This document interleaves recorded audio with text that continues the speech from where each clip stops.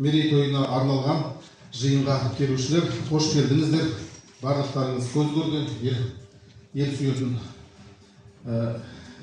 ел азаматы ақынның кездесу кеші ашық деп жариялаймын осы жерде. Енді Қабанды бүкіл май өңірі жақсы біледі. Өзіміз бала кезінен өлеңді оқып өстік. Бұл кісінің деңгейі туралы мен айтпасам да осы көпшілік біледі. Бұл республикалық деңгей, жасынан бүдірмей келе жатқан, дүниенің жүзінде осы қиын жастан шыққан жүйрікке жете алмассың деген қазақ тілі әдебиетінің майталман білгірі мына өлеңнен өлең өрген солай үнді әуенді өлеңдердің авторы десек те болады. Бір түгіл 3 кітабы осы күні жарық көріп отыр. Алғаба, бүгінгі кешіміз құтты болсын. Ақын елінің тілі ғой, адал туған ұлы ғой, бүлк-бүлк еткен жаны ғой, жанын жеген ары ғой, айта алмай жүрген зары ғой, жаннан ардан безбесе, ақынын қалай ел қастерлемесін деп, Сұлтан Махмұт жырлағандай қазақ халқының қасиетті құндылықтарын дәріптейтін әрбір қаламгер халық жанашырының бірі болып қалмақ. Ол халық жүрегінен құрметті орын алады. Бүгінгі жиында ауданымыздың құрметті азаматтары, ел ағалары, зиялы қауым мен Ғабит Сапаровтың замандастары, ауданның жастары, кітапхана оқырмандары жиналып отыр. Ғабит Көпжасарұлы 1959 жылдың 11 маусымында Семей облысы Бесқарағай ауданы Өндіріс ауылында мұғалімдер отбасында туған. Әкесі Сапаров Көпжасаров химия, биология пәндерінің, шешесі Бердіғожина Гүлзақыржан неміс тілі мұғалімі болды. 1969 жылдан Павлодар облысы Май ауданында тұрады. 1974 жылы Жалтыр 8 жылдық мектебін, 1976 жылы Белогорье орта мектебін аяқтады. Бір жыл Жалтыр совхозының құрылыс учаскесінде жұмысшы болды. 1977 жылы Семейдің Крупская атындағы пединститутының филология факультетіне түсіп, оны 1982 жылы қазақ тілі мен әдебиеті мұғалімі мамандығы бойынша бітіріп шықты. Содан кейін Жалтыр мектебінде, клубында, аудандық мәдениет бөлімінде, Шамшырақ газетінің редакциясында қызмет атқарды. 1993 жылдан Баскөл ауылындағы Амангелді Иманов атындағы мектепте қазақ тілі мен әдебиеті мұғалімі болып жұмыс істеді. Жоғары санатты ұстаз. ОБТ қорытындысы бойынша ол дайындаған шәкірттер қазақ тілінен тек қана 4-5 алып келетін. Ақын 13 жасынан өлең жазады. Өлеңдері кезінде Жұлдыз, Абай, Қазақ әдебиеті, Лениншіл жас газеттерінде басылды. 2009 жылы 2 бірдей жинақ жарық көрді. Жұлдыздар маған қараңдар. Павлодар қаласынан, ең бақытты күн Семей баспасынан, Аққан поэмасы Семей Евада қозғалысына арналған.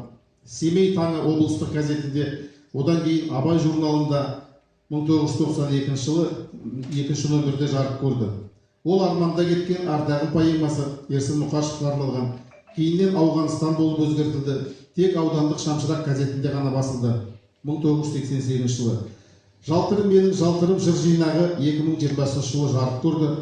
Осы кітапханада сол жаңа кітаптың тұсаукесері өткен болатын. Енді осы орайда бүгінгі ақынның кешінде аудан әкімі Ағыбай Қойшыбайұлы Әміринге сөз береміз.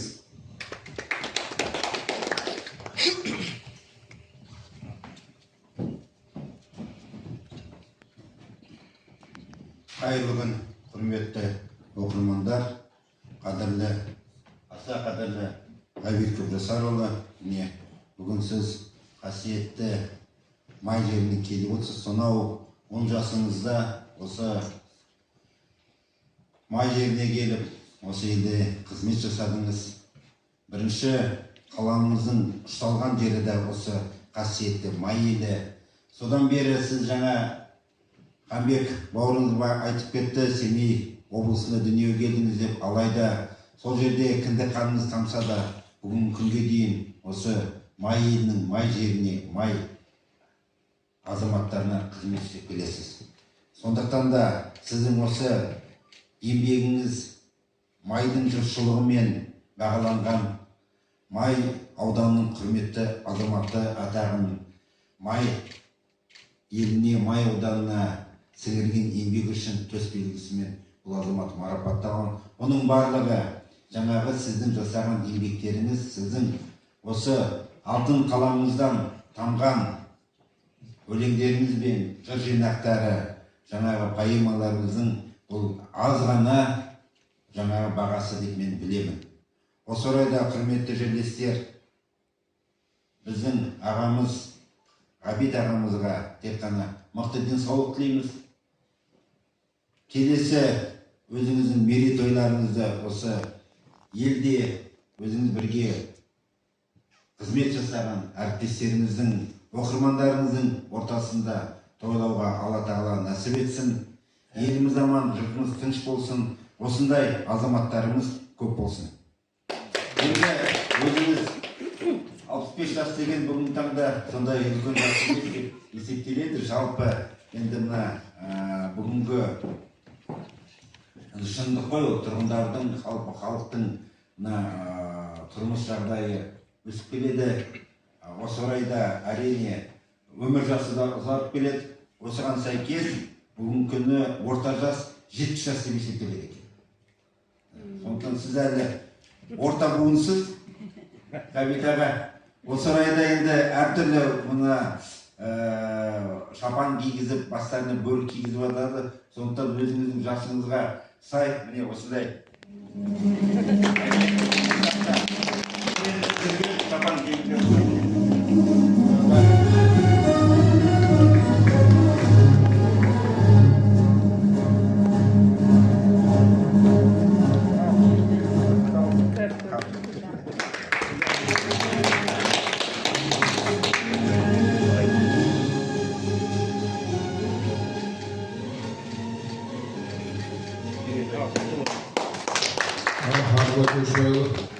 Тамаша. Енді міне Ғабаң осыдан 15 жыл бұрын 2009 жылы өзінің 50 жылдық мерейтойын осындай кездесулермен Көктөбе мектебінде, Павлодар қаласында, Семей қаласында атап өткен. Сол жылдары 2 кітабы жарық көргенде ағам айтып өтті.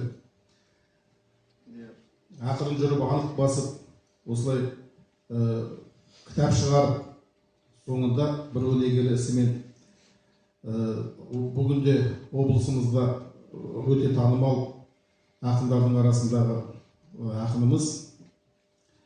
Енді осы орайда мына 3 кітаптың авторы Ғабит Көпжасарұлына сөз бере кетсек. Ғаба ақындыққа қалай келгеніңіз жөнінде бірер ауыз сөз айтып өтсеңіз. Алдымен рас Ағыбай мырзаға рахметімді жеткіземін. Түгел енді ауданнан алашақ марапаттардың бәрі маған берілді ғой. Ол жағынан менде арман жоқ. Көптен көп рахмет, сізді өмір жасыңыз ұзақ болсын. Тым құрғанда мына ақсақалдың жасына жетейік, әйтпесе асып өтейік.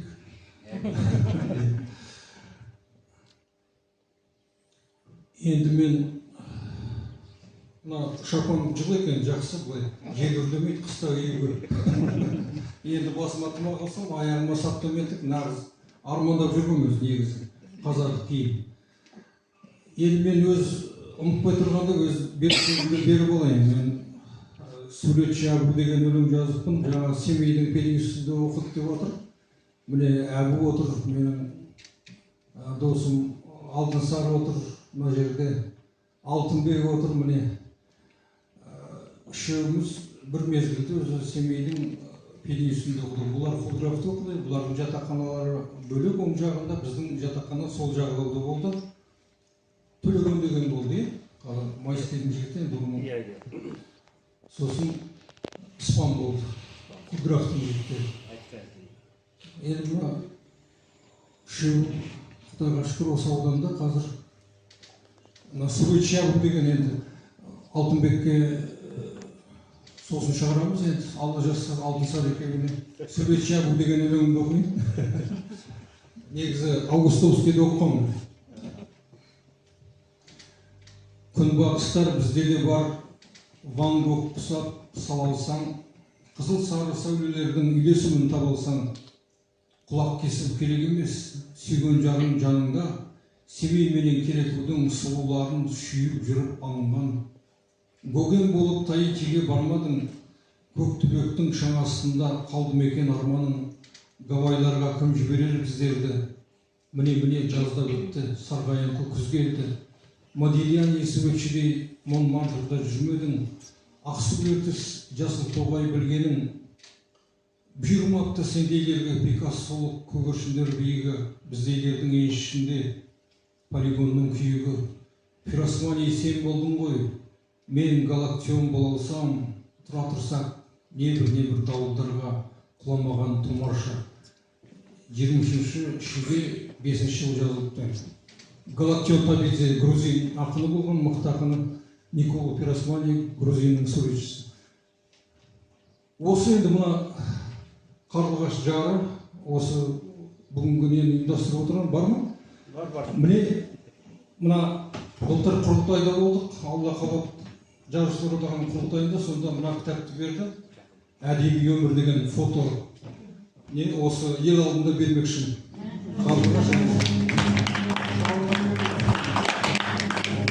Жүз жақындар, жүзден әрі асыңдар енді бақытты бол. Бәрекелді. Бұлар енді өнер адамдары балықшыны алыстан таниды деп бір-бірін қолпаштап қолдап жатса, бұлардың өздерінің кең жүрегінің бір белгісі ғой. Осы орайда президентіміздің де абыройы асты ғой. Тамаша. Ал енді жалпы Ғабаң бала кезінен өлең жазғанменен өмірбаянын айтып отырады, бірге жүрген соң. Сол заманда онша елене қоймаған әуелде. Бірақ енді қазақ тілі әдебиетінің абыройы осы күннен асып түспес ол кез деген болған жоқ. Соның өзінде бұл кісінің ең бірінші топқа түсіп еленген өзінің шабытын шақырған уақыты өзі айтуынша айтыс еді. Бір үй шаруасында күйбең тірлікпен айналысып жүрген уақытында сол заманда 80 жылдар болса керек, аяқ астынан айтыс ұйымдастырылып, бұл кісіні топқа салған, маңдайы жарқырап дара келген, бірақ қайтадан сол айтыстан үйіне жаяу қайтқан бір айтқаны бар. Бірақ сол айтыс тұғырын бекітіп кетті Ғабаңның, үлкен жаңағы тұғырға отырғызып кетті ма, содан бері тұғырдан таймай келе жатыр, табаны таймай өзі. Айтыс десе делебесі қозатын ақын еді бұл кісі. Әкесі марқұм көпенді домбыраны бір сыдырғы тамаша сарнатып қойушы еді. Ал Ғаба айтыс туралы бірер ауыз сөз. Айтыс туралы өлеңімді оқиын, енді мына WhatsApp-тарға барып жіберілді. Шамшыраққа шықты. Менің аты жөнім жазылмай қалыпты, Шамшыраққа шыққанда. Бірақ енді WhatsApp-та оқыған елдер білетін шығар кім екенін. СССР журналистер одағының мүшесі, айтыскер ақын Мұхсихан Заитов ағамыз рухына арналады дейік. Міне баласы келіп отыр бүгін. Қане Айбын. Айбын өзі музыкант, өріш шахматист. Бала күнімізден араласқан неміз ғой енді. Айханмен талай үйлерінде болдық, шешейдің қолынан дәм таттық дегендей. Алыстап кеткен ағалар, алыста қалған жағалау, көшектен үркек көңілім кімдерде енді сағалар, сіздердей кімдер болалар. Жалтырдың ойы думанды халық қоғанды, айтысты барып көрмекке шақырып туыс туғанды. Жалтырдың ойы қызықты, ән күйде биде қызықты, ботақан көзін сүзікті, борышын бұйда үзікті. Жалтырдың ойы мереке тосқан ел екен, тыңдайды сөзін ақынның мынауың нағыз ер екен. Жиылған мұнда кіл мықты, айтады небір шындықты, жасырып жаққан басшылар газетке шықпас сұмдықты. Қалықпас, мынау ерледі, сойды ғой дөйді жерледі. Қараша сөзін айтам деп алқында ақын терледі. Гөй-гөйге басқан айғайға, мал қайда кемпір шай қайда. Он ауыл қосқан он ақын бір-бірден жазған маңдайға. Басбайге ақын ұстада, балға мен қалам ұстаған, Бұланбай баба ұрпағы шайырды сөзбен қыстаған. Бәйгелер әділ бөлінген, жүйрікке жыры төгілген, көпшілік сөзін айталған шығалғандарға сенімнен. Мұхсихан аға төреші, белгілі биік өресі, еріксіз оған нанасың, еріксіз оған сенесің. Гүлбаршын апай саңқылдап, аққудай әсем қаңқылдап, сахнаның көркі қарасаң әдемі көйлек жарқылдап, қырандай секен қомданды, алыстан қозғап толғанды, кірпіштей кедір бұдырсыз шумақтар шалқып жалғанды. жаңғыртып ойды қырқаны ақсары жүзді нұртам мехаңыз мөлдір тенормен байғабыл әнін шырқады. Беу шіркін сондай болғанда, киіз үй ойға қонғанда, болдым аға солай деп жас ұрпақ бүгін таң қалды дейді. Бұланбай баба ұрпағы Ризолла Бұланбай қазіргі Саты ауылында тұрды. Апай Гүлбаршын Дұрманова Шамшырақ газетінің редакторы болды. Айтысты жүргізді, сол айтысты. Секең Серік Мұхтаров Шамшырақ газетінің редакторлығына зейнетке шықты. Кенен Әзірбаевтың 100 жылдығындағы айтысқа қатысқан. Шахмат шеберінен үміткер болды. Михан Мерзихан Шайқин актер, режиссер, әнші, музыкант, ақын, сатирик. Бұл айтыс 81 жылды жазында Май ауданының Жалтыр совхозының ойында өтіп еді. Осы өлеңмен сол заманның бір сағынышты бейнесі елестейді. Қаншама адамдар бүгінде сол кезде өмір сүрді. Атап өтті Ғабаң жаңа өлеңінде. аруақтары разы болсын. Енді осы орайда Ғабаңның өкшесін басып келе жатқан бүгінде мәслихат төрағасы болып отырған ел жанашыры Мейрамбек Қызырұлына сөз берейік. Мейрамбекті бұл әдебиет әлемінен бұл жазақ, журналист. Мейрамбек. Ассалаумағалейкум, жиналған қауым, ауылдастар, жерлестер. Өзіміздің ағамыз, ақын ағамыз, Ғабит ағамыздың 65 жас мерейтойына жиналып отырмыз. Ізгі тілектер айтылды. Мына шапан жауып құрмет көрсетіп отыр. Ақын сыйлаған ел бақытты дейді. Енді осындай ағамыздың барына бізде қуанамыз, мақтанамыз. Ғабит аға сол Кеңтүбектің топырағында туып өскен азамат. Сол кісі доп тепкен жерде бізде доп теуіп, шаңын аунап, ол кісі қармақ салған жерде бізде балық аулап өскенбіз. Бала кезден ол кісіге еліктеп өлең жаздық. Одан кейінгі өмір жолын Шамшырақта жалғасты. Ол кісі де аудандық газетте еңбек еткен. Ондықтан ол кісінің қолтаңбасы алтын әріптермен біздің Май ауданының тарихында жазылды деп айта аламын. Май ауданының құрметті азаматы. Ағамыздың бүгінгі міне туған күніне жиналған қауымға көптен көп рахмет. Осылай ағамызды құрметтеп жатқандарыңызға. Енді Ғабит аға туралы бәріңіз білесіздер. Ол кісінің тарихын айтуға айтып жататын жер емес деп ойлаймын. Ол кісі енді өзі тірі тарих, аңыз адам деп айтамын. Ақындар көп, күрескер ақындар аз. Аққан поэмасын біз аудандық газетте өзіміз істеп жүрген кезде жариялаған болатынбыз. Енді басқа Семей Таң газетінде, Абай журналында жарияланғанда неге Шамшырақта тағы да бір екінші толқын, бүгінгі толқын неге оқымаса деп, оқу қажет деп, сол поэманы жариялаған болатынбыз. Енді Ғабит аға, мен әлі есімде 2008 жылы Жазушылар одағының басқарма төрағасының бірінші орынбасары Ғалым Жайлыбай аға, Ертіс ауданының құрметті азаматы ақын Мөрәк Жамалғалиев, ол кісінің ұстазы Төкен Ибрагимовтар төрелік еткен үлкен жазушылардың несінде байқауында бұл кісі өлеңдері үшін Жайымыс атындағы сыйлықтың иегері атанған болатын. Енді ол да бір тарих.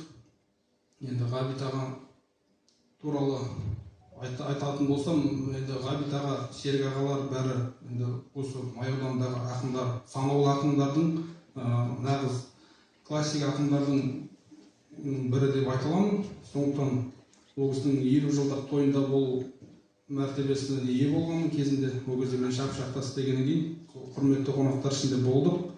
Сахнада өлең оқыдық. Ол кешті Меркуриштен отырып Алтынбек ағамыз жүргізді. Керемет той болды. 60 жылдығы облыс деңгейінде, республика деңгейінде тойланған болатын. Бұл кісінің енді өлеңдерінен қаншама әндер жазылды.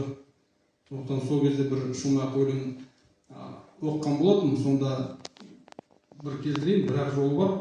Алыстамай ағайыннан, бауырдан, өз бақытын тапқан ағам ауылдан. Енді бұл кісі Алматыда да, Астанада жүрсе де жарқырап жүреді. Осы елдің ортасында, туған жерде, туған елде жүріп, көп биік белестерді бағындырды. Бізге үлгі өнеге бұл кісінің өмір жолы.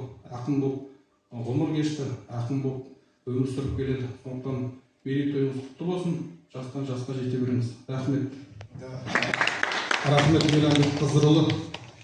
Мына кітаптың таныстырылымында Мейрамбек болмай қалыпты.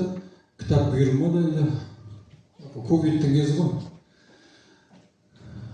Сол кітапты сыйлайық. Ішінде Мейрамбек Қызырұлына деген өлең бар.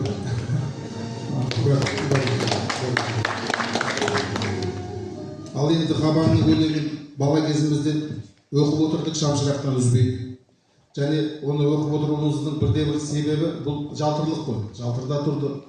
Біз ол кезде былай жершілдеу едік, мақтанып жүреміз.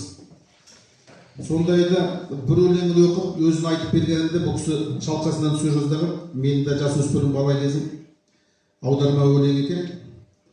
Ана Креонт деп аталады. Ана Креонт деген ақын болса керек. О, Лев Кассида, менің мың әуезді өлеңім бар. Сенің жастық деп аталатын мәңгі жасыл желегің бар деді. Міне ақынның жасыл желегі жайқалып жүре берсін деп ортамызға, міне ауданымызға келген ақын талай айтыстың бас жүлдесін қанжығалап жүрген Ерлан Аманқожа ағамызды шақырсақ.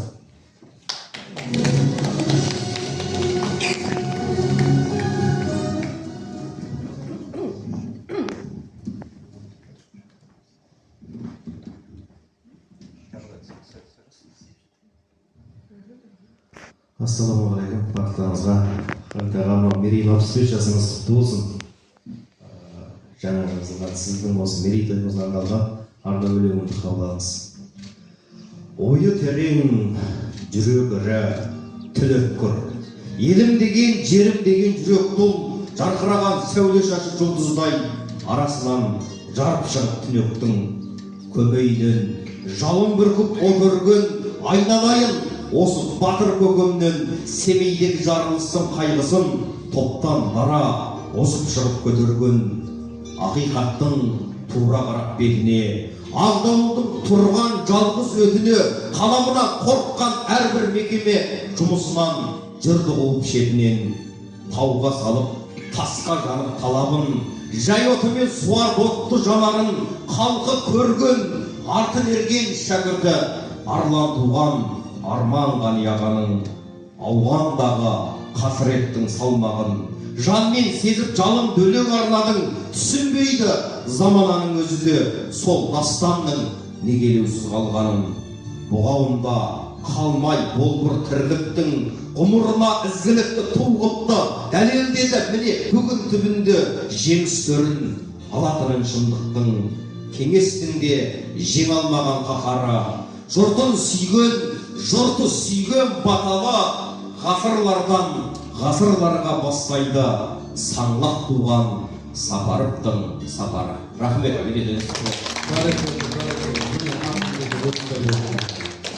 Ал осы орайда енді домбыраны киелі танытқан ауданымыздың қос өнерпазы Дулат Мұхамедияр Өзбекбаев Төлеген ағаларымызға ән кезегін берейік.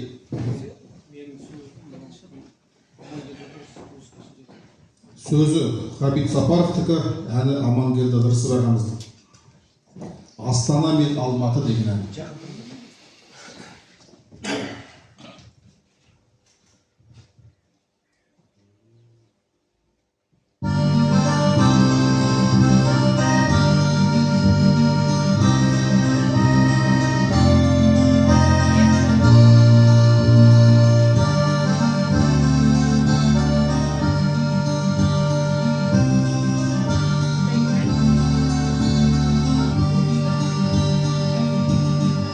Сен қалып жанасыңда есімнен жарқыраған жұлдыздай боп жосылдым бәйтерек аспан көкке өрлеген қазағымнан мәртебесін өсірдім.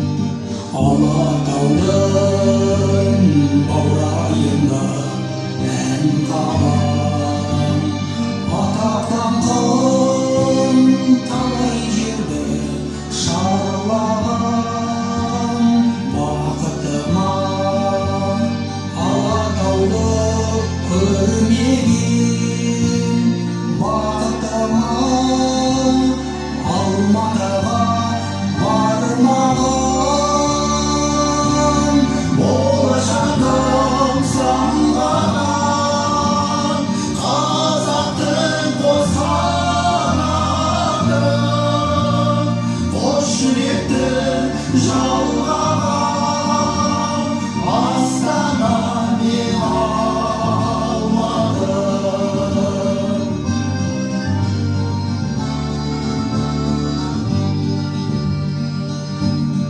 Мақтанышым қазағымның қос қабат, бір-бірінен ажырамас дос қабат. Жастығымнан куә сенің алмадым, нұрлы күнге баста біздің Астана.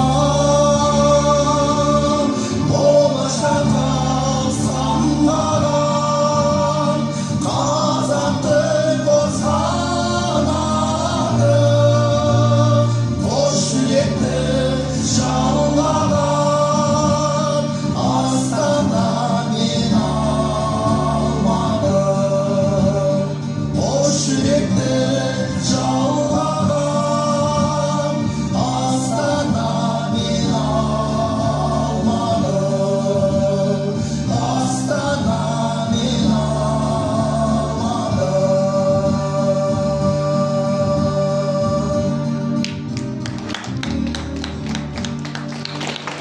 Бәрекелді. мына төлегеннің атасы Бөстекбай мен менің атам Сапар дос болып тұрмыз. Менің атам Сатыда сельсовет председателі болған ғой, ана кісі аңшы болған, сері болған. Менің атам да сері, енді домбырада ойнаған, өлең шығарған адам. Екеуі жақсы дос болыпты. Енді міне бүгін баласы немересі ән айтып отыр. Рахмет. Амангелді ағамыздың өзі келмесе де мына әні естіліп отыр. Рахмет. Қабан міне әнші сазгерлермен де жақсы қауым, сондай жылы қатынаста, қауымдастықта жұмыс істеген адам. Ақындығы бір төбе, сонда ел ішіндегі композиторлар Жанұзақ ағамыз, Амангелді ағамыз, Серік Әубеу, осы Қабан барлығы бірлестікте жұмыс істеп, тамаша әндері бар. Қабанның өзінің де әндері бар. Оны көрермендер сіздер жақсы білсеңіздер керек, біліп отырсыздар ғой. Енді Қабанның мына кітапты көп оқығаннан болса керек, бұл кісінің айтып жүретін сөздерін кейде мен де айтып жүріп жалғастырып. Бірде мектепте бұл кісі жоғары категория аламын деп осындай бір ашық сабақтар берді, соңғы концертке ұласты. Міне Саят Одыр баласы, жалпы өнерпаз Әулет, сонда Ризабек деген кенже ұлы болды. Соңында Қабанды марапаттап, зор құрметтеп сөз берген кезде, марапаттың соңына айналған кезде Қабан бір мысал айтты.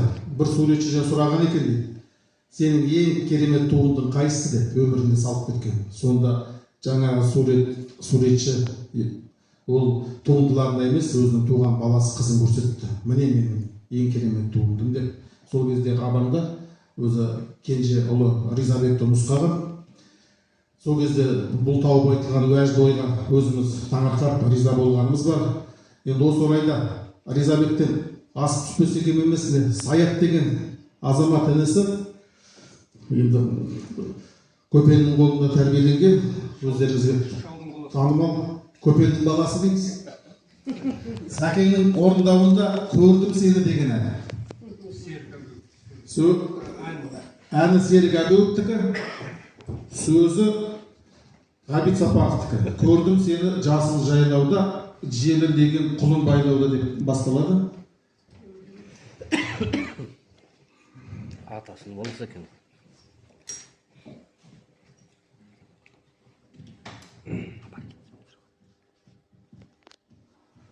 Ассалаумағалейкум ағайын, армысыздар. Бүгінгі мына тойымыз құтты болсын, бәрімізге де. Тек қуанышты болып отырмыз, риза болып отырмыз. Енді мәнді орындаған кезде бір өзім шығарғандай орындап жүрмін енді. Шағын кеше сол енді келіншегіме айтамын енді, саған арналған ән деп. Сол көрдім сені енді қабылыңыздар.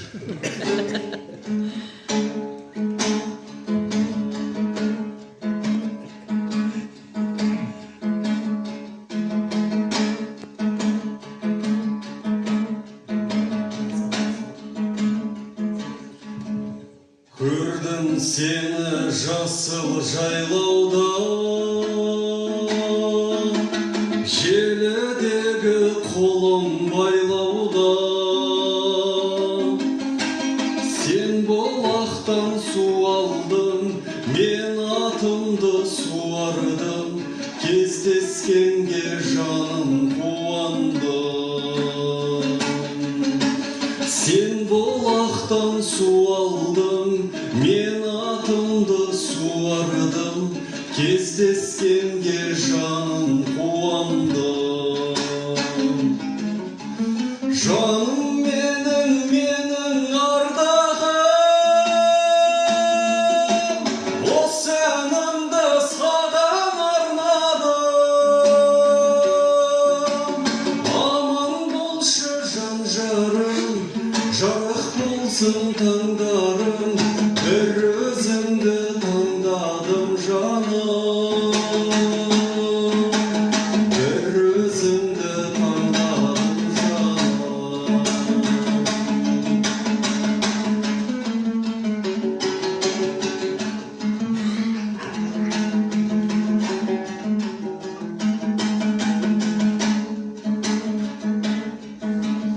Алғаш көрдім бұлақ басында, ақ моншақтар тұнды шашыңда.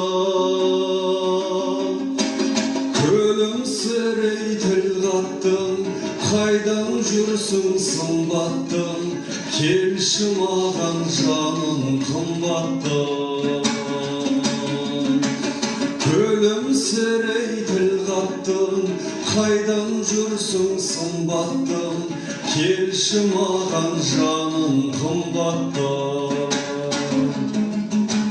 Жаным менің ардағым,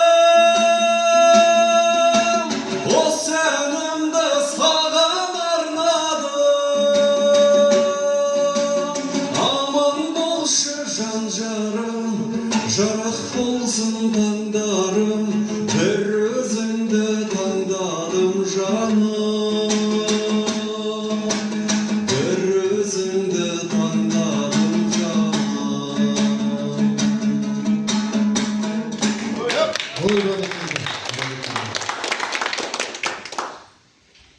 Ал енді осы орайда мынау ақын ағамызға өзіне сөз берейік.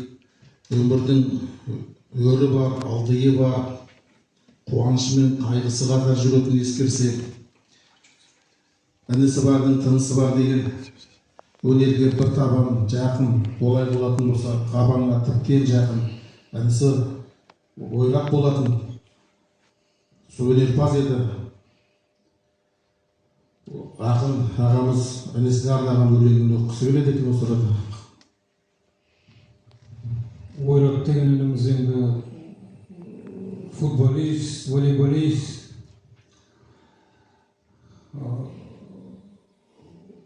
хоккеист деген сияқты физкультурадан сабақ берді. Негізі Шымкенттің культура мәдениет институтында оқыған, домбырашы да болды, гитарист та болды, әнші де, тамада да деген сияқты. Бірақ енді 2021-де кетіп қалды. Алдында әкеміз кетті, 2-3 ай бұрын. Оның алдында күйеу баламыздан айырылып қалдық, Нұрланбек. Ойраттан кейін Ерлан балдызым Бақиға аттанды. Ауыр жыл болды енді. Ойратқа мен 4-5 өлең арнадым. Мынау мен соңғы бір арнаған өлеңім. Аруағы разы болсын оныңда. Сен тірісің, жатқан жоқсың белағаш даласында, сенің жаның ертістің жағасында, Қаратоғай бойлаған ағашында, бөтесіңнің саф таза ауасында, сен тірісің, сенің жаның жалтырдың шалғынында, жапырақтан қол созған таңбырында, ақ ертістің шоршыған балығында, су бетінде ойнаған жарығында, сен тірісің, өлмейсің бұлар барда, сенің жаның елікте, бұландарда, шаңқылдаған көк тіліп қырандарда, футбол, хоккей ойнаған ұландарда, сен тірісің, сенің жаның сен жүрген алаңдарда, асқақтарда, аяндар, алаңдарда. Алан деген немересі ғой, асқат аян балалар. Рахмет. Айтпақшы, осы айдың аяғында той болады, енді жаңағы 2 ұл ғой, сол 2-ші ұл аян үйленіп жатыр. Құдай жазса енді семейге тойға баруымыз керек. Адайлармен құда болып отырмыз, Астанаға барып келдік сырға салуға. Ғажап бір той болды енді. Енді Алла жазса семейде өткіземіз үлкен той. Бәрекелді, ұзағынан сүйіндірсін. Ал енді мынау ақындық әлеміне аттанғаннан кейін бұл ақындардың өзіне ыстық өлеңі болады. Енді бұл да бір үлкен бір творчество ғой. Суретшінің да керемет суреті болады. Ақбегінің да есінде қалып қоятын жүйрігі болады дегендей. Қабанның да 25 жасында жазған өлеңі бар екен. Ең ыстық жүрекке жылы тиетін өлеңдерінің бірегейі деп өзі атап отыр. Аба сол өлеңі жөнінде аздап сұхбат бере кетсеңіз. 84 жыл жазыппын. Ширек ғасыр деген өлең 9 қаңтарда бір үлкен қалың дәптер бастаппын. Мынау негізі ешқайда басылмаған өлең. Ана жолы жас ақындармен кездесу болды. Торайғыров кітапханасында облыстық. Сонда осыны оқыдым.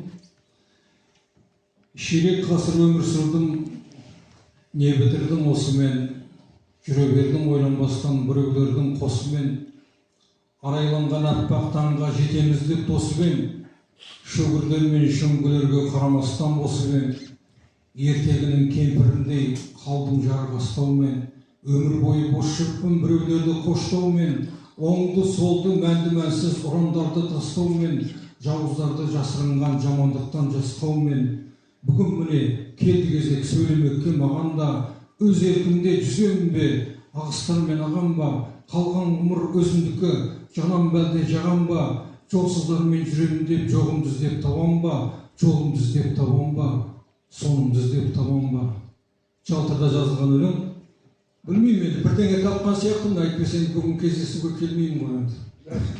Мені шақырмайды. Бәрекелді, әлбетте солай. Әлбетте солай. Ал енді жиналған қауым біздің міне ортамызға бүгін Аққулы ауданының ақсақалы, сол жақтағы талай жиын тойда мүдірмей сөз сөйлеген. Бұл кісіден тіпті облыс әкімдерінің өзі Айдын атын Мағзұм ақсақал келіп отыр, құдамыз. Сол құдамызға, Мағзұм ақсақалға бірер ауыз сөз берсек, маған бұл кісі де әдебиетші, әдебиетке бір тамыр жақын, суырып салма ақындығы бар азамат. 90 аяқ басты.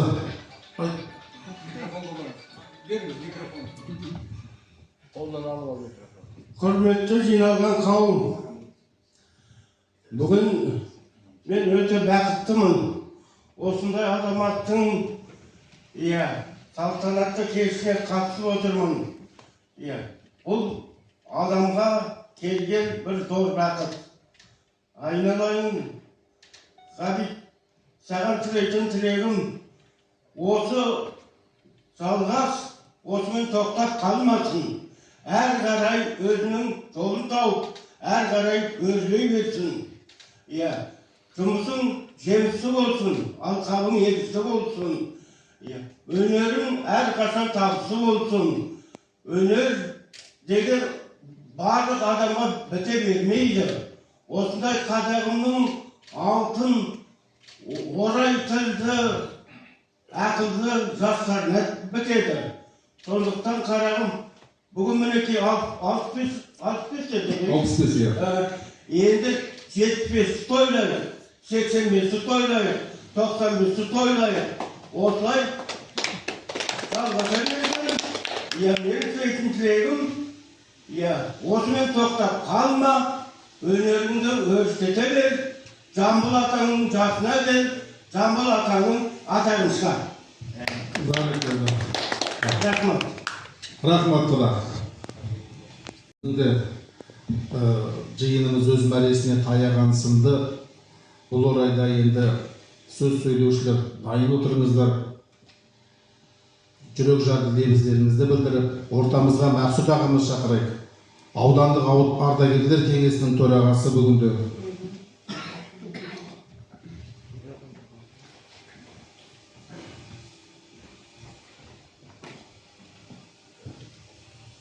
Құрметті Ғабит Қабжырбаевұлы, бағана жақсы айтып өттіңіз. Шын жүрекпен осы май еліне атағы шығарып, жазу жазып жатыр. Сондықтан ары қарай сіздің жолыңыз ақ болсын, жасыңызға жас қосылсын, деніңіз сау болсын. Осылай біздің елімізді май ауданының атағын шығара беріңіз. Жолыңыз болсын. Алтынбек ағамызға. Үшеуміз бірге шықсақ. Иә, үш студент замандастар бірге лебіздеріңізді білдіріп отырыңыздар. Семей пединститутының түлектері, бұлар ауданымызға танымал азаматтар. Орны бөлек. Ал енді Ғабеңмен Семей шаһарында танысқанбыз.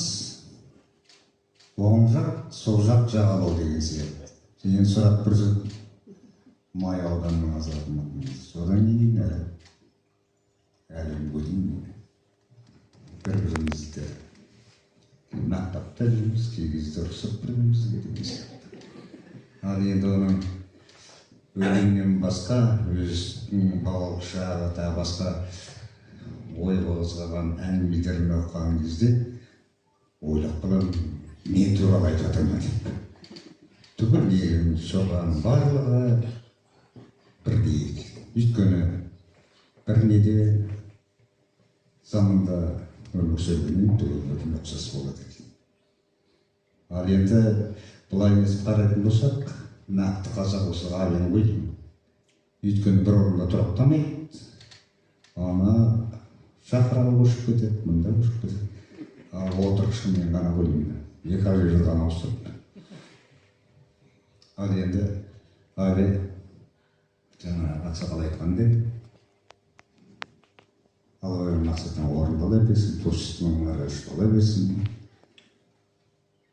Бүкіл республика біледі сені, егемен Қазақстанда жұлдыз журналдарда. Оған бізді сенді. Алтынсары Шәкенұлы.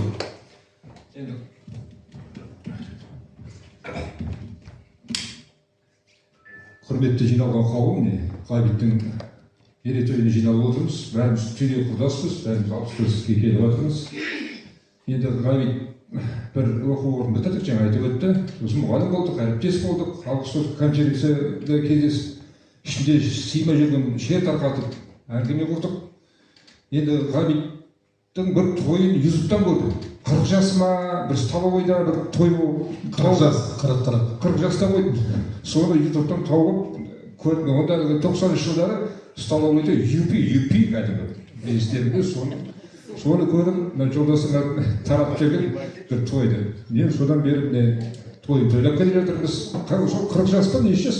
40 жас қойдым. 50 жас міне 65-шін тойлап жатырмыз. Енді бұл жетіғылы бір сәлі жігіттің азаматы, ақын, шахматшы, шахматтан да жүлде орын алып отыр. Енді WhatsApp-пен хабарласып отырамыз, өзінің жетістіктерін айтып жатыр, сонымен ортақтасып тілеуші болып жатамыз. Енді Ғабитқа тілейтініміз жасына жас болсын, дені сау болсын. Енді міне жаңа айтып жатыр, балаларым үйленіп жатыр, солардың қызығына тоймайды деп ортамызда жүре берсін. Мына кітаптарын енді ауданда мына Ризолла Бұланбаев деген кітабы бар, Желебай Ақбаевтың кітабы бар. Енді мына Ғабиттің бір кітабын қолға түсіре алмай жүрмін. Енді түсетін шығар енді кітаптарын. Солардың барлығын насихаттап, және бір ұсыныс ретінде міне басшылар отыр. Бәріміз білеміз, бірақ мына мектепте класс сағатынан жасөспірім балаларға осының бәрін танытып, осындай бізде ақындар бар, композиторлар бар деп мысалы. Жаңа міне домбырамен жақсы нені айтып жатыр. мен бірінші рет естіп отырмын енді жаңағы нені жақсы ән. Соны ана неге бұлақ басына барып кәдімгідей видео түсіріп ютубқа жіберсе қандай әдемі шығады. Сондай ұсыныстар. Жасыңа жас, дені сау болсын деп құтты болсын барлықтарыңызға. Рахмет бәрекелді. Алғабеке. Енді барлық тілектерге қосыламыз. Енді замандаспыз ғой. Кезінде осы Семей педагогика институтының Надежда Константиновна Крупскийде болды. Енді Семейдің жаңағы Әбекеңнің шығарған өлеңдеріне қарағанда расында қазір ескі мост болып қалды. Бұрын мост сол екі жақ қатынасқа сол көпір болатын. Енді мінекей өзі ойлап отырсам, Әбеке, жас ұлғайған сайын ба, или әлде адамның өзі жаңағы тәжірибемен ба, өмірдің ағынымен осындай туындылар шығып жатқанына мен өзім ризамын. Өзіміздің құрдас, өзіміздің азамат осындай майелін танытып жатсыз. Жалпы республикаға, енді осы жазушылар одағына жеттіңіз. Бәрі құтты болсын деймін. Енді болашақта мінекей ұрпақтар сабақтастығы дейді ғой, Әбеке. Мінекей тәуба балаларыңызда мінекей сондай өнермен, туындылармен жаңағы танымал болып отыр. Мәдениет саласында қызмет жасады. Сондықтан өзім ойлаймын, жалпы ғұмыр болғаннан кейін ол ғұмырды ойлардай осы елге белгі болатын, елге пайдасы беретін жасап жатсыз. Бәрі құтты болсын. Енді алдағы уақытта шығармашылық табыс тілеймін, Әбеке. Осы енді біз суретшілер мұнда қарап отырсақ, арамызда Сағындық деген жігіт келіп отыр ғой, Сағындық.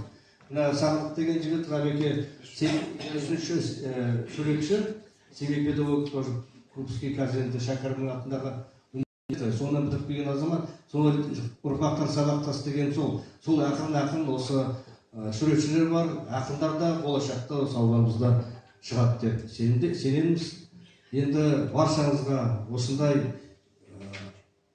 өзіміздің азаматтарымызды құрметтей білейік ағайындар. Себебі ертең ол жас келеді, уақыт өзі заман жасайды ғой. Сондықтан осы кісі бар кезінде құрметтеп, ол кісіні осылай таныта біліп, жаңағы Алтынсарай айтты ғой, жалпы мектеп жасындағы балаларға, жастарға үлгі өнеге ретінде, аға ретінде таныту керек. Шығармашылық кешіңіз құтты болсын, отбасыңызға амандық тілейміз. Енді менен 2 ай үлкен екен, сондықтан жеңгей осы балаларыңыздың немерелердің қызын саған тілектеміз. Рахмет. Алтынбекке бір риза болғаным, енді әртүрлі жағдайлар болады ғой. Вапали деген нәрсе болады, енді білесіздер. Заброеныға сол кездегі бірдеңе мұнамай қалды ма, мені мүлдем марапат ештеңеден қалдық енді. Августовскийге барамыз, қайтамыз, мына балалар құрлы болмадық қой деп кейде намысыңыз.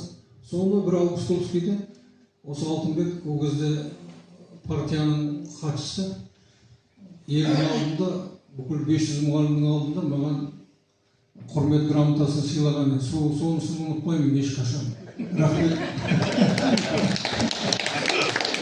Тамаша тілектеріңіз қабыл болсын. Ағаларыңыз отырған. Енді Қабан, бәрімізде марапат сүйеміз ғой. Қабанның марапат сүйетіндігі ерекше. Өзінің бәсі білгендігінен де шығар, оны біз қош айтамыз, қоштаймыз. Ал осы орайда міне өкшесін басқан інісі отыр, Жаңбырбай Адамжан. Ағамызға сөз беріп, бұлар тіпті етене бұрыннан танысылар өздері.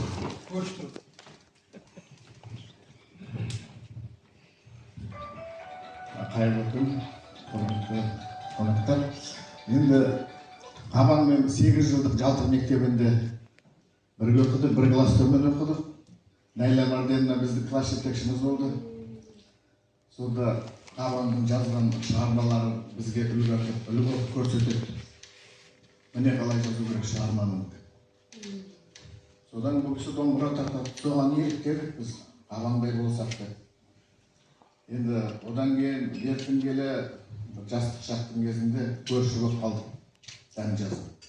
Закираның қалай шайын ішкенбіз, бірде бұл кісілердің телевизоры 5 деген телевизорлар жанып кетіп, мен таңертең ерте кетіп, телевизор көретін уақыт жоқ, кешке келем. Сосын бір рекорд деген телевизорды апарып бердім қағамай. Есіңде ме қағам? Жаңа жылды қарсы алу керек, анда Галубай ауданы көру керек, енді бұл кісілер қалай көреді. Сол рекордты, содан өзі бірсыпыра тұрды. Біз енді телевизор көретін уақытымыз жоқ. Сол қабан ана біздің қасіретімізді бөлісе келді, анау бір қарындасым апам суға кеткенде олар үшеуі деген өлең жазды.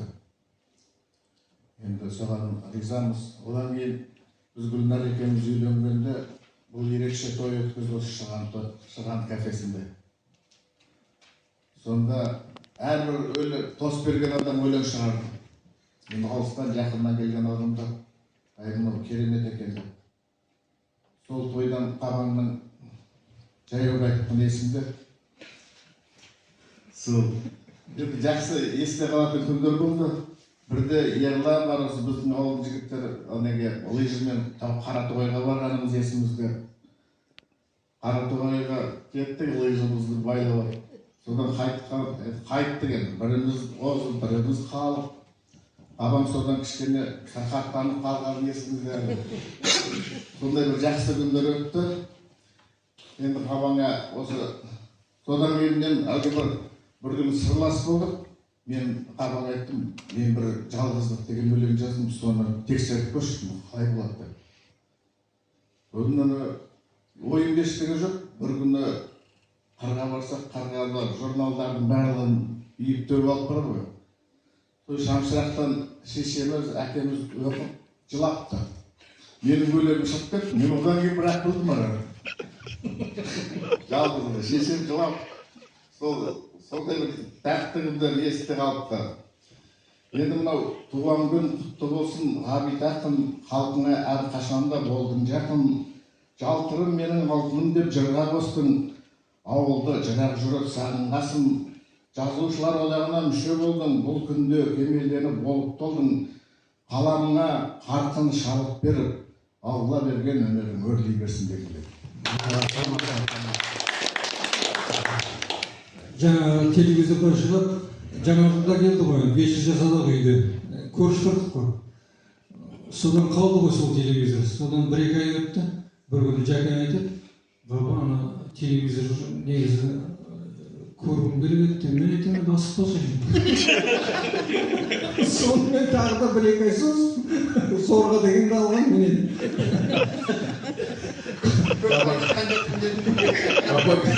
Қабан алған ұлтайтара қоймайды еді. Қабанға қалай десе де жарасады. Енді әдебиет төрінен ойып тұрып, бүгінде орын алып отыр. Павлодардың мына ақындары Қабанды құрметтейді, алға сап жүреді. Қабанды мойындайды, сыйлайды, жасын да сыйлайды, өлеңдерін де мақтайды. Фейсбуктан көріп отырамыз. Енді міне ауданымызда Мұхсихан Заитов деген ақсақал болған, маңдайалды әдебиетші, журналист, ұйымдастырушы, баласы Айбын деп отыр. Айбынға бір сөз кезегін берейік осы арада.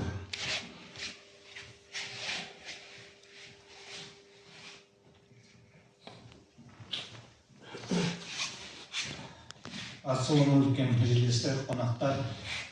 Ғабит аға, бүгін мерейтойыңыз құтты болсын. Сізге телейтін жасына жас қосыла берсін. Семейде бақыт, аспанымыз ашық болсын. Дастархан тек қана жақсылыққа жайыла берсін. Сол. Рахмет. Рахмет. Енді Қабан шахматшылардың қауымдастығының бұл бас алқасындағы адам, бірнеше жыл шахматтан тренер болды, өзі де сүйіп ойнайтын ойыны. Шахматшы қауым отыр осы жерде. Бүгін осыдан кейін қазір турнир болады Қабанның құрметіне. Сол шахматшылар қауымының атынан Ақымбек мырзаға сөз берейік.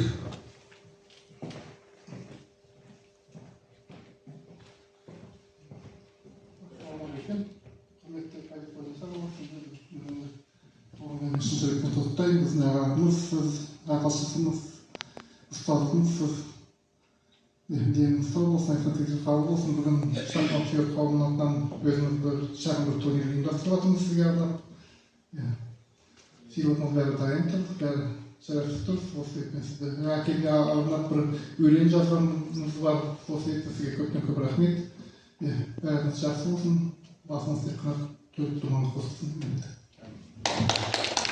Қадір Парағамыз мықты шахматшы болды ғой. Редакцияда талай шахмат ойнағанбыз. Бірге менің орындаған өлеңім бар. Ол кісіге Русланда Ақылбек те балалары бәрі жақсы шахматшы.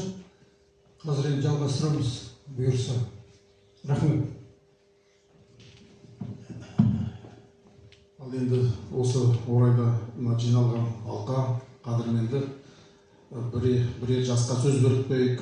Жас өспей ме, жарылып байымай ма деген Мұхтар мен Сағындық ортаға шығып бір лебіздерін айтып отырыңдар. Мұхтар, Сағындық бірге шығыңдар.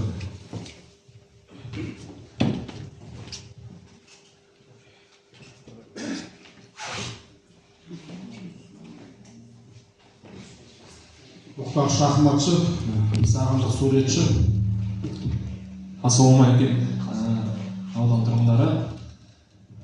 Ғабит ана бүгінгі мерейтойыңыз құтты болсын. Мен енді жыл бойы пайдаланған кітаптарды әкеліп келдім, негізі кітапханаға білмей қалдым бұндай жағдай болғанын. Енді деніңізге саулық тілеймін, шабыт тілеймін, отты жырлар өмірге келе берсін, халықтың, ауданның мақтанышы болып жүре беріңіз. Бұрын енді оқыған әр жерде бір өлеңдеріңізді осында кітапханаға келгенде. Бірақ мен бір ерекше құлап түскен өлең осы суретші Әлібек деген өлеңді оқып. Бейсен Сатиев ол кезде бізде жұмыс істейді, ол кісі Бейсен Ташқа барып, ойбай мына сұрапыл ақын бар екен ғой ауылда деп. Солай таңғалғаным бар еді. Сондықтан бала шағаңыздың қызығын көріңіз, тек қуанышыңызды жиналайық. Құрметті ханымдар мен мырзалар, жиналған қонақтар, Ғабит Көпжасарұлы, сізді мерейтойыңызбен шын жүректен құттықтаймын. Барлық айтылған 10 тілектерге қосыламын. Және де барлығы білетін бар, білмейтіні бар шығар. Ғабит Көпжасарұлы менің апамның шәкірті, оқушысы, марсиологтары. Соны кеше арнайы түрде құттықтап, WhatsApp арқылы құттықтап, өзін сол жөн көрдім. Онда сізге деген лебіз өте, ниет өте дұрыс. Сізге де барлық жақсылық тілейіп, сол кісінің атынан құттықтаймын. Енді өзендей өмір, көлдей көңіл тілеймін. Таудай талап, қажымас қайрат сізге тілеймін. Шығармашылығыңыз бізді қуанта берсін.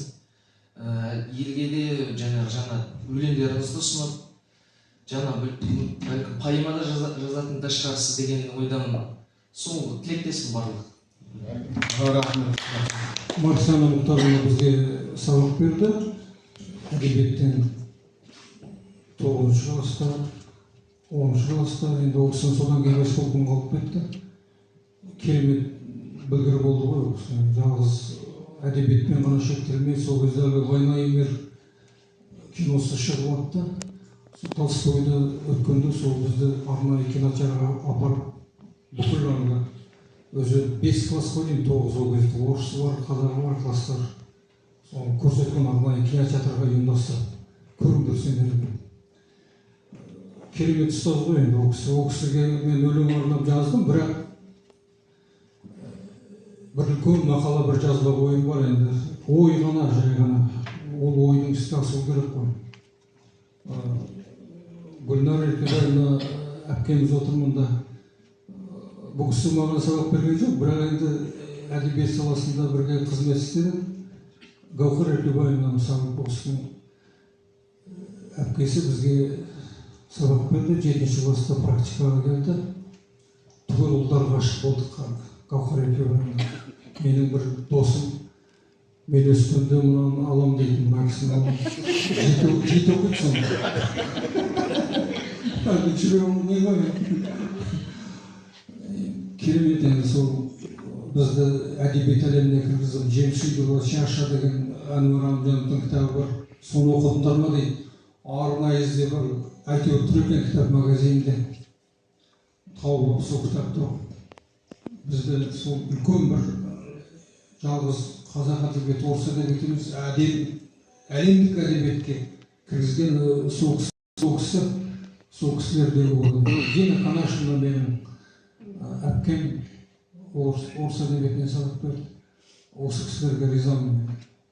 Өзім ұстазым Найла Марденқызы өз алдына ол кісінің еңбегі зор.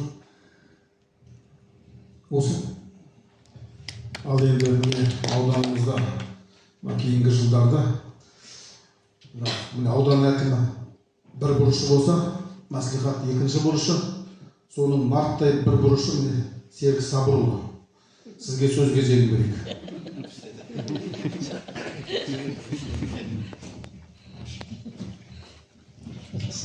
Секен өз ауданымыздың белді азаматтарының бірі. Қайрат Көбесарұлы, құрметті Ғабеке ағамды жыл бойы бастайды. 90 жылдығымен жақсы. Сондықтан жаңа айтып отыр ғой, алысыр шекеші отыр жаңа сіздің өнеріңізге шыққан неге жақсы видео көрсетсе. Қаттырақ сөйлесеңіз. Жақсы бір видео көрсетсе. Негізі ол видеоны түсіргенде уже көрсеткенде ол қатты шулы жақсы видео болған. Әбеу сер өзі түсіріп үйінде несінен сол әдемі келтірген сонда көбі сұрап қай жерден шықты, қандай өлең, немен кім жазды деп сонда. Сондықтан оны жақсы жаңа айтып отқанда соны салыстыруға болады. Негізі бұлақтың басында әнді түсіріп көрсетіп, сонда бәрі жерде танымал болады. Енді бүгінгі кеш өте тамаша болды деп ойлаймын өзі. Әбекем өзі сіздің өлеңіңізді оқығанда өзі бір шабыт береді өзі. Сондықтан әрқашан тек творчестволық табыс тілеймін, денесі сау болсын. Мынандай кеште әрқашан да келесі берейік, басында достық тілеймін. Мен рахмет сізге. Секен ол кезде мектеп директоры, екі осыға бардық, иә? Әуезовтың жылдығына бардық. Бір сапарласып болғанбыз. Түнделетіп автобуспен айттың, есіңде болған. Мектеп басқарған азамат қой. Ал енді сөз соңын мына Закира Досымхан қызына берейік. Аяулы жары, балаларының анасы, және мен бас айтып жүрем ылғи, Ғабаңның хатшысы да.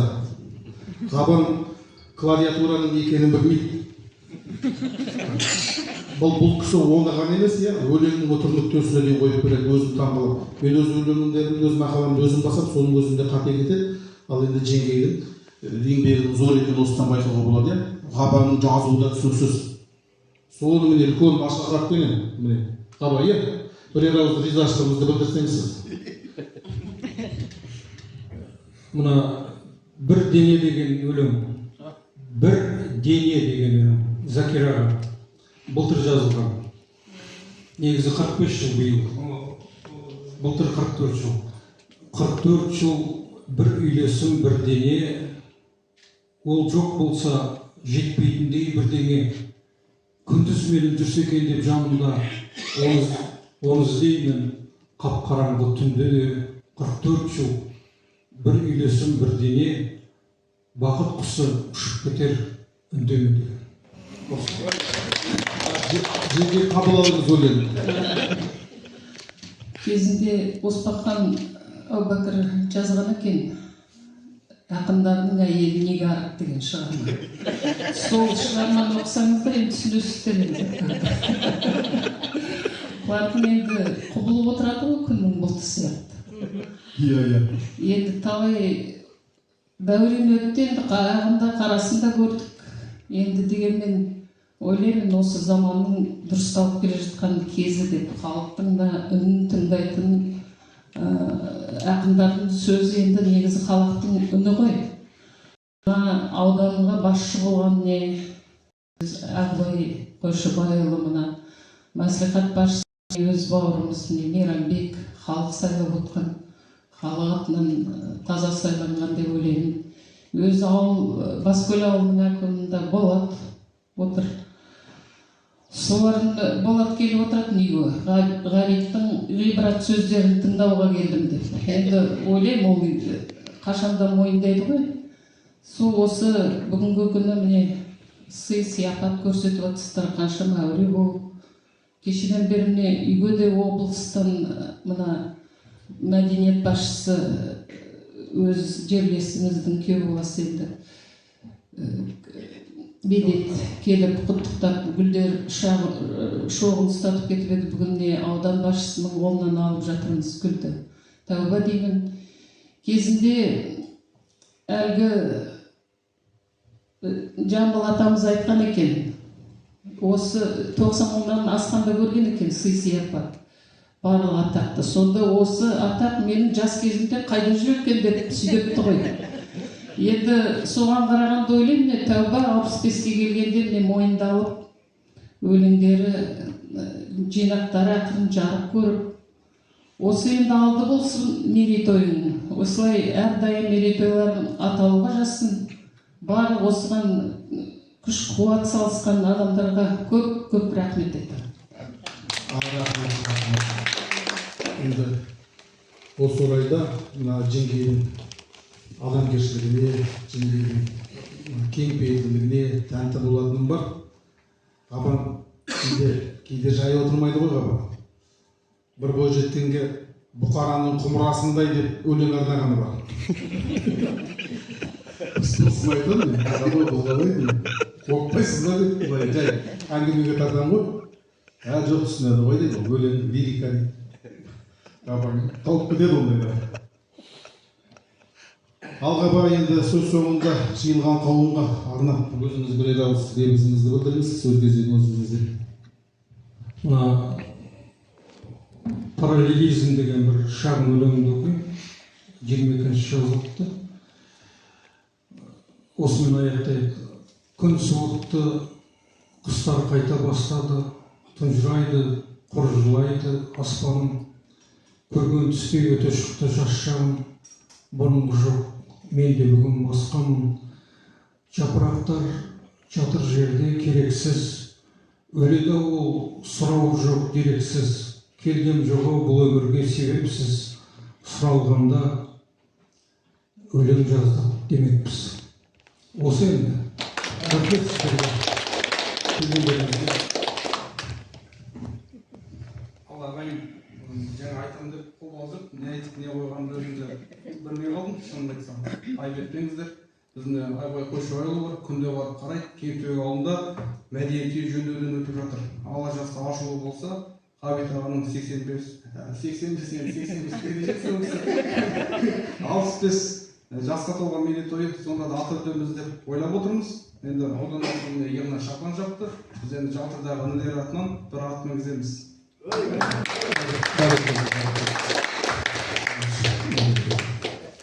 Ал енді осындай тамаша нотада бүгінгі кешімізді аяқтайық. Қазір шахматшылар қауымына арналған турнир болады. Рахмет келгендеріңізге. Естелік фотоға. Ал естелік фото. Сөйік бәріміз. Осы басқа қосып отырмыз. Ғабит аға, туғандар құтты болсын. 65-ке келіп. Мен ертең бүгін маған ертең деп хабар берген. Соны аспай жүрген бірақ соттың тағына көріп. Бардап қалып жүгіріп кеткен. Өлі көрейін деп. Арасында болайын сізді сыйлаймыз ғой.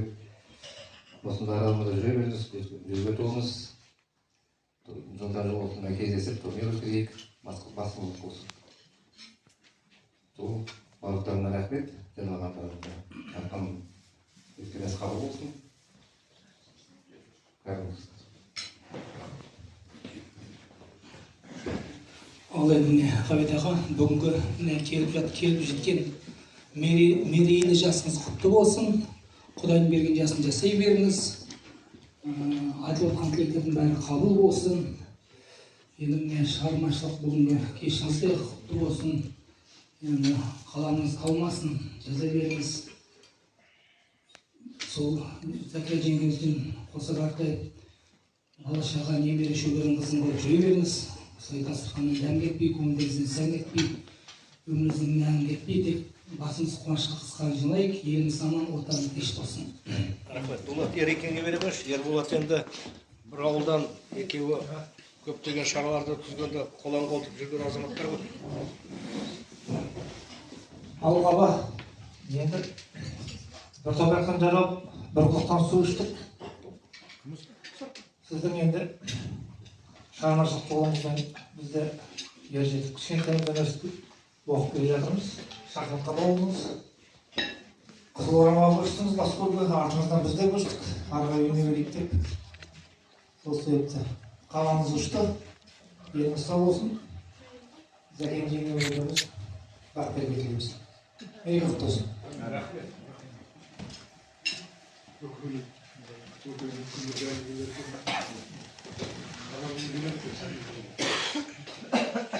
Бастап қойды, жеп болады екен. Соңында жеңдім, шайшалмай қалған. Бастап қойды, жеп болады екен. Соңына қарай жеңіліп, үлкен шайшалмай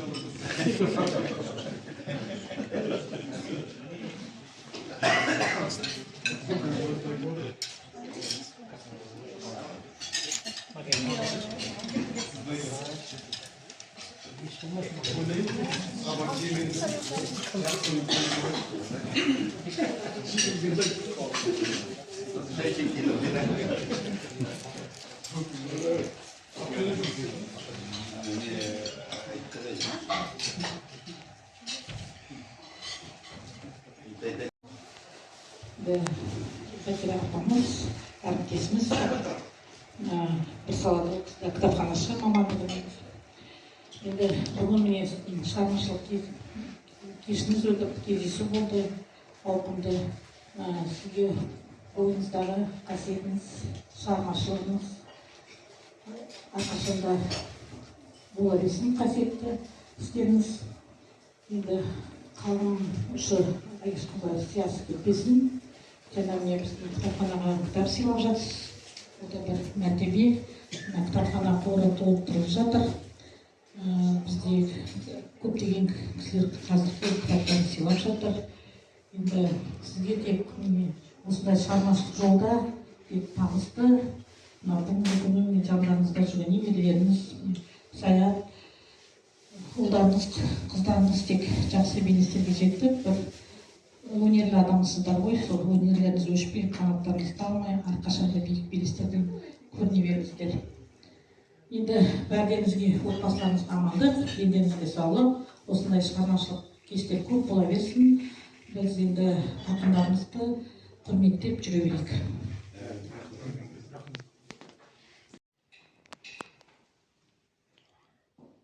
Міне, кешіміз ары қарай жалғасуда. Мына жерде жарыс болып отыр шахматтан.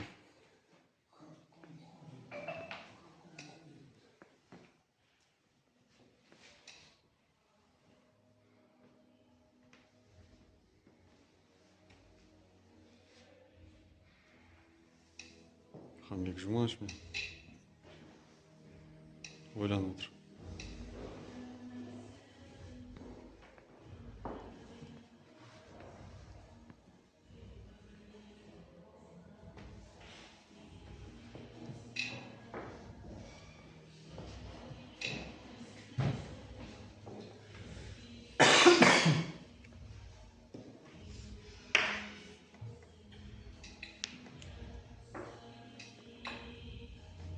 Ержан, сен соперник жоқ қойды ме? Жоқ соперник. Бір групп демаласың не? Соперник кім сенікі?